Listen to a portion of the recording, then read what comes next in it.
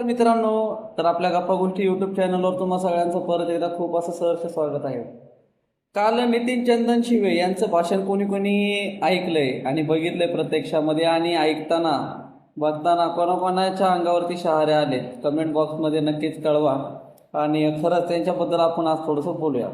म्हणजे मुळात काय आहे ना, की मी भाषण सरासरी मोजक्याच वाक्यांचे ऐकतो, नाही का, जे की श्रवणीय असतात, जे की अभ्यासपूर्ण असतात आणि त्यांच्या बोलण्यामध्ये काहीतरी तथ्य असतं. अशाच काही निवडक वक्त्यांचे भाषण वगैरे मी ऐकत असतो, ज्याच्यातून आपल्याला बरेचसे काही गोष्टी समजतात आणि बोधही घेता येतात, नाही का.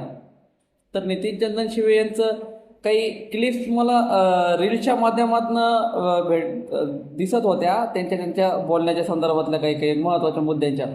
तर मी सर्च केलं की बाबा नितीन चंदन शिवे कोण आहेत आणि त्यांनी काय भाषण केलं आहे आणि ते भाषण कोणतं आहे बाबा बघितलं पाहिजे, असं मी मनातून रात्री सर्च केलं. आणि त्यानंतर मी यूट्यूबला गेलो. यूट्यूबला गेल्याच्या नंतर त्यांचं कालचं भाषण बघितलं. बाप रे बाप, काय तो शब्द साधा, आरा खतरनाक. ते म्हणतात ना, ते प्रवीण तराडेचा डायरेक्ट आरा खतरनाक. काय बोललात राव ते, अरे रे रे.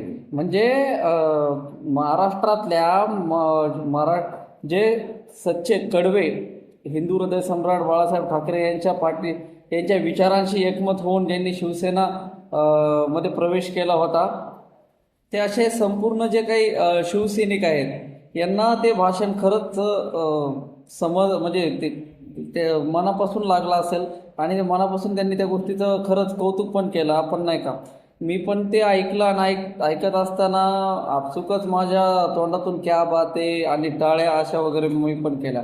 म्हणजे एकंदरीतच काय ना मित्रांनो, की जे काही आता सध्या उद्धव बाळासाहेब ठाकरे यांच्या म्हणजे आपण जे म्हणतो ना शिवसेना उभाटा, अहो ती शिवसेना एकच असली, एकच आहे. बाळासाहेब ठाकरे यांनी एकच शिवसेना उभा केली होती. शिवसेनेचा अर्थ काय होतो हे लोकांना अजूनही समजलं नाही.